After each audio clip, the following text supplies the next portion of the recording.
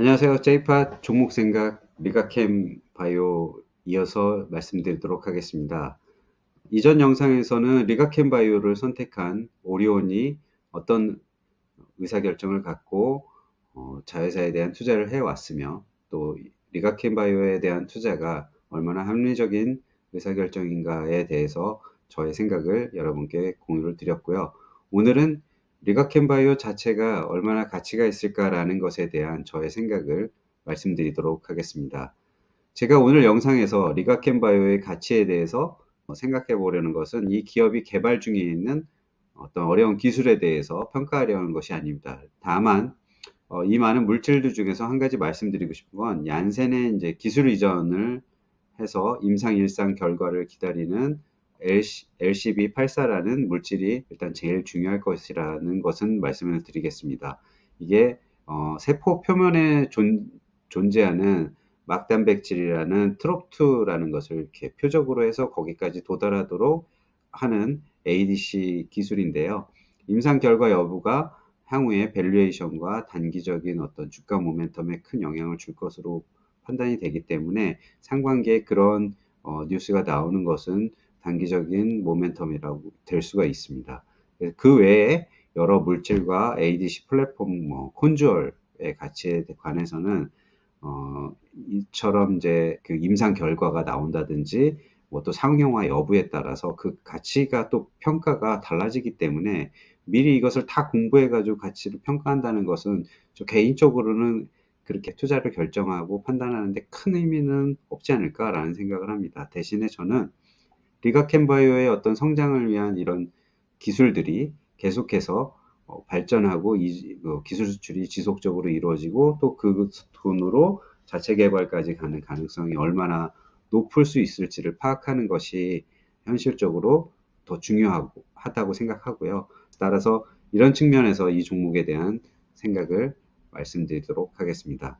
일단 회사 개요를 먼저 보시겠습니다. 2006년에 설립된 이제 연구개발 전문 바이오 기업이죠. 2024년 3월에 오리온 그룹으로 인수가 됐고요. 오리온 그룹은 25.73%를 확보하면서 최대 주주로 등극을 했습니다. 원래 레고캠 바이오에서 리가캠 바이오 사이언스로 사명도 변경을 했고요.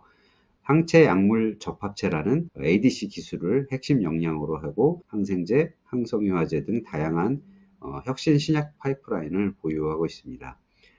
원래 창업자였던 김용주 대표는 일부 지분을 오리온에 매각하고 나머지 4.3%만 보유하면서 2대 주주로 남아 있습니다. 그리고 인적 자원이 굉장히 훌륭한데요. 연구개발 중심 기업이라서 2024년 12월 말 기준으로 전체 임직원 174명 중에 약 90% 이상이 연구 인력으로 구성되어 있다고 합니다. 이 기업 개요만 봐도 정말 투자할 만한 가치가 있다라고 저는 개인적으로 생각을 하는데요. 바로 김용주 대표의 지분 매각이고, 지금 현재 4.3%를 보유하면서 회사를 이끌고 있다는 점입니다. 아마 이렇게 가치가 있다라는 걸 알면 어떻게든 돈을 빌려서 자기의 어떤 부를 지키려고 노력을 했을 텐데, 진정으로 회사를 생각하고 어떤 이 바이오 산업을 생각하시는 분이라는 생각이 듭니다. 본인의 어떤 그런 대주주로서의 지위를 넘겨주고서라도 이 기술을 발전시키기 위해서 필요한 자금들을 확보한 것이 엄청난 용단이라고 생각을 하고요. 이것만 봐도 이 오너였던 분의 어떤 기업 가치에 대한 생각, 이런 의도만 봐도 투자할 만한 가치가 충분히 있는 기업이라고 저는 개인적으로 생각을 하고요. 인적 자원 구성도 굉장히 연구개발 인력들이 높기 때문에 기술만이 살 길이다라는 것을 그냥 표현해주는 그런 인적 자원 구성이 아닌가라는 생각을 합니다. 주요 사업 분야 및 이제 재무 분야를 보면 ADC 신약 개발, 아까 말씀드린 ADC 신약 개발이 가장 크고요. 또 의료기기 유통이나 의약품 등은 이제 그 전에 환불 제약을 계승한 어떤 그런 부분이 있기 때문에 그렇게 크게 중요한 부분은 아니고요. 재무 현황은 마일스톤이 계속 들어오면서 개선되는 부분들을 볼 수가 있습니다. 매출도 100억대, 300억대 이렇게 되다가 최근에 2024년에는 1259억의 매출을 올리면서 전년 동기에 대비해서 큰 폭으로 성장하는 모습을 보이고 있습니다. R&D 파이프 현황도 ADC 파이프라인, 항생제 이렇게 여러 가지 나뉘어지는데요. 가장 중요한 것은 콘주얼이라는 플랫폼이고요. 그리고 그 외에 신약 후보 물질들에 있습니다. 그리고 아까 말씀드린 LCB84가 굉장히 중요한 물질이라고 보시면 될 것 같습니다. 연구 개발비가 2020년에 한 300억 정도 투자를 하기 시작해서 최근에 2024년엔 1000억 원까지 올라왔는데, 지금 확보된 자금이 마일스톤과 오리온의 증자 자금으로 인해서 거의 1조 원 가까이 준비되어 있기 때문에 투자하는 데는 전혀 문제가 없을 거라고 생각합니다. 기술 수출 성과 및 이제 개혁 현황을 보면 누적해서 13건이라는 많은 기술이 이전이 되어 있고요. 총 계약 금액은 8.7조 이렇게 되어 있지만 비공개되어 있는 것도 있기 때문에 정확한 규모는 조금 다를 수 있습니다. 하지만 가장 확실하게 12년 말 암젠하고 1.6조 원의 대규모 계약을 했고요. 2023년 말에는 얀센하고 2.2조 원짜리 계약을 했습니다. 작년 10월에는 일본 오노약품공업과도 9,400억대의 계약을 했는데, 향후 5년 이내에 이제 마일스톤도 계속 유입이 될 거고, 그 이후에 향후 5년에서 10년간은 로열티 수입까지 병행해서 이제 들어올 것으로 예상이 됩니다. ADC 기술의 이제 핵심 경쟁력은 컨트롤 플랫폼에 있고요. 모든 항체와 결합 가능한 차세대 ADC 기술이라고 합니다. 월드 ADC 어워즈에서 최우수 플랫폼 기술상을 여러 차례 수상을 했고, 안전성을 굉장히 높였습니다. 체내 순환 중인 약물의 유실을 방지하고 또 독성을 최소화한다는 건데요. 이 ADC 플랫폼 컨주얼이 ADC의 한계를 극복하기 위해서 고안된 건데요. 항체의 특정 위치에 약물을 정확하고 균일하게 결합하는 기술이라고 합니다. 안정적인 링커로서 이렇게 연결을 해줘가지고 항체와 항체를 연결해서 이제 그 표적된 곳까지 이동을 하는 거죠. 그래서 거기에 정확하게 이제 떨어지게 되는 건데, 정상세포에서 이게 분해가 되더라도 독성을 나타내지 않도록 하는 비활성 상태를 유지시키는 기술이 굉장히 중요하다고 하더라고요.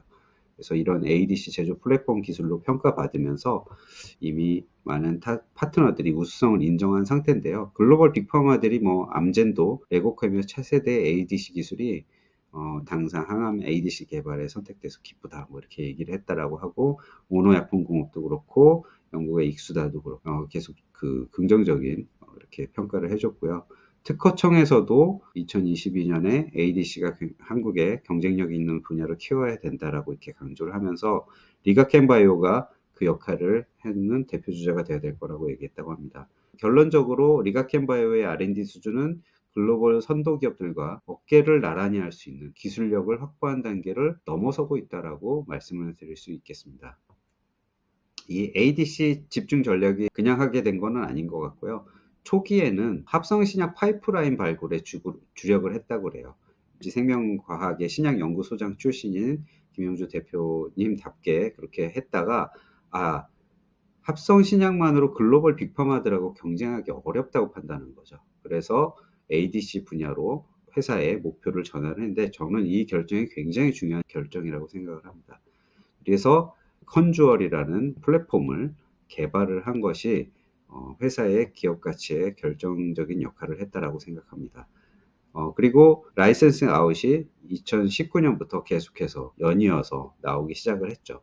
김영주 대표님은 기술 이전은 과정일 뿐이고 최종 목표는 자체 신약 개발을 성공하는 것이라고 강조를 했다고 합니다. 그러면서도 기술 이전으로 확보한 자금을 다시 R&D에 투자해서 더 좋은 딜을 성사시키는 전략을 계속적으로 가져가고, 충분히 확보된 자금으로 언젠가는 자체 신약을 개발할 것이라고 생각을 합니다. 이런 과정은 제가 예전에 바이오를 투자를 위해서 공부를 할 때 봤던 외국 기업 중에 있었습니다. 길리어드 사이언스라는 기업인데요. 이 길리어드 사이언스가 기술 수출을 통해서 큰 성공을 거두고 그 돈을 통해서 계속적으로 기술 개발해서 아주 큰 자금의 로열티를 받게 됐습니다. 그 로열티를 갖고 신약 개발에도 성공을 하게 돼서 지금은 이제 글로벌 빅팜의 위치에 올라가게 됐죠. 거기에 결정적인 역할을 했던 신약 중에 하나가 타미플루라는 건데요. 길리어드가 개발한 타미플루의 개발 주역은 또 한국의 김정은 박사라는 분이 이제 계신데요. 김정은 박사가 길리어드 사이언스에 있으면서 어떤 한국 제약업계에다가 제안한 것이 2013년의 내용인데요. 거인의 어깨를 이용하면 멀리 볼 수 있다라고 얘기를 했습니다. 제 생각에는 뭐 CDMO나 SCJ용, ADC, 뭐 이중항체 뭐 이런 것들이 다 이런 맥락의 기술이지 않을까 이렇게 생각을 합니다. 그 다국적 제약사들, 빅팜들과 직접적인 경쟁을 피하면서도 이들이 필요한 것을 제공을 해주고 충분한 그런 로열티를 확보할 수 있는 그런 상태에서 계속적으로 자금이 들어오면 훌륭한 연구 인력들을 계속 활용을 해서 신약 개발로 넘어가는 거죠. 길리어드가 이런 식으로 해서 확보한 자금으로 신약 개발 회사가 됐고요. 지금 현재는 15조 정도의 기업 가치를 갖고 있는 기업이고요. 그 글로벌 제약 시장에서 순위도 15위권을 여전히 유지하고 있습니다. 아마도 그 리가켄 바이오도 길리어드 사이언스와 같은 이러한 성공 궤적을 따라가지 않을까 하는 생각을 하고 있습니다. 2025년 기대 성과만 일단 보면은 사상 최대 실적이 예상이 되고요. 그리고 아까 말씀드린 중요한 글로벌 임상 데이터 발표가 있다고 했죠. ADC 그 후보들 중에서 올해 상반기에 얀센이 LCB84 일상 결과를 발표한다는 것, 또 익수다에서 허투 ADC 그 일상 결과 등을 이제 발표할 가능성이 있다는 것이 굉장히 중요하고요. 자체 파이프라인 임상도 개시를 2025년 하반기에 하고 싶어 하고 있는데 뭐 이거는 진행되는 걸 우리가 한번 지켜봐야겠죠. 재무적으로는 2025년에도 뭐 흑자를 이어갈 수 있을 것이라고 보고 있고요.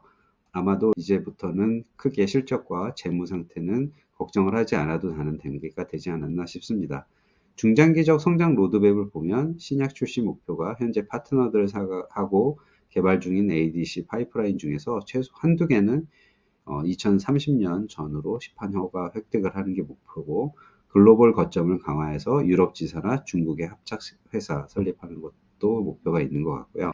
기술 확장으로 당연히 ADC 기술을 추가적으로 면역 항암제나 표적 단백질 분해 약물 등과 접목해서 파이프라인을 좀 더 다변화하려고 한다고 합니다. 그리고 후보 물질 일부를 공동 개발 또는 자체 임상을 추진해서 더 큰 가치를 추구한다고 합니다. 리가켄 바이오는 비전 2030 전략을 통해서 글로벌 탑티어 ADC 기업을 도약으로 목표로 한다고 하네요. 경쟁사 대비해서 포지셔닝을 보면 핵심 역량은 확실히 그 플랫폼에 있어서 우월한 그 위치에 있다라고 볼 수가 있습니다. 그리고 다이치 산큐가 먼저 ADC 신약을 이미 시판하고 있고요. 후보도 다수 임상을 진행을 하고 있습니다. 자체 개발 상업화 위주로 파트너사와 공동 개발하는 게 이 회사의 비즈니스 모델이고요. 미국의 시젠이라는 회사도 마찬가지로 자체 개발하고 선택적인 라이센스 아웃을 하고 있습니다. 리가켄 바이오는 이제 독자적인 플랫폼 기술 그리고 풍부한 파트너 네트워크 조합으로 충분히 플랫폼 공급자이자 공동 개발주로서 비즈니스 모델을 구사해서 시장 기회를 노릴 것으로 보입니다. 주요 리스크는 많은 그런 신약 개발 회사들이 이런 리스크가 있지만 임상 개발 실패의 위험성이 있습니다. 특히 이제 라이센싱 아웃한 그런 프로그램이 인삼 단계에서 실패할 경우에 해당 계약이 종료되거나 수익 기대가 사라질 수가 있고 이미 한번 겪었는데 또 지금 브리지 바이오 테라피틱스가 또 실패를 해서 이런 사례가 또 발생을 했는데 다행히도 아직은 그렇게 금액이 크지 않은 것들이 이런 상태에 있고요.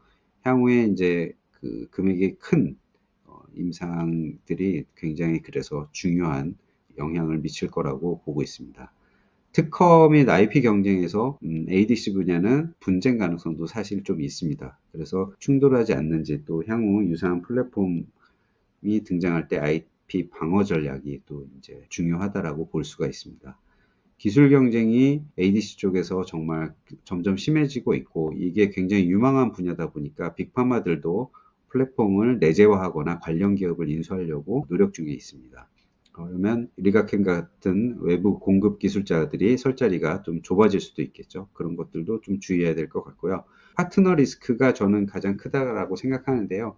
과거에도 이제 뭐 우리나라의 그 신약 개발을 하게 되면 이런 파트너들이 기술을 가져가서 사장시키거나 중단하는 경우들이 상당히 많았었습니다. 그래서 파트너의 자금난이나 전략 변경으로 인해서 프로젝트를 중단할 위험이 있고 이런 그 대형 파트너사들 같은 경우에는 우선순위에 밀릴 경우도 개발이 느려질 수도 있다는 그런 리스크가 있습니다. 이런 지금까지 본 내용들이 상당히 많은 부분 증권사 리포트나 우리가 연구자료 등에서 볼 수가 있고요. 또 최근에는 이제 유튜브 등에서도 볼 수가 있죠. 근데 저는 약간 그 리포트를 보는 방식이 좀 독특해서 그런 부분을 여러분께 팁으로 하나 알려드리려고 합니다.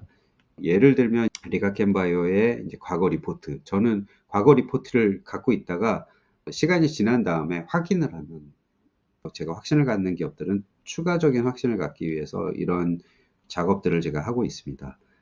이 리포트는 보시면 2024년 1월 22일 리포트고요. 유진증권의 권혜순 연구위원이 쓰신 대한민국 신약개발 역사의 한 획을 긋다라는 리가켄바이오에 관한 리포트입니다. 이런 내용들을 쭉 보시면은 굉장히 이해도 많이 되고 어떻게 될 것 같다라는 거에 대해서 충분히 예상을 하거나 전망을 할 수가 있으실 거예요. 근데 제가 말씀드리려고 하는 거는 이런 부분입니다. 여기에 나오는 데이터들. 이런 마일스톤이나 기술 수출 같은 걸 근거로 해가지고 아마 실적을 예상을 해 놓으셨을 거예요.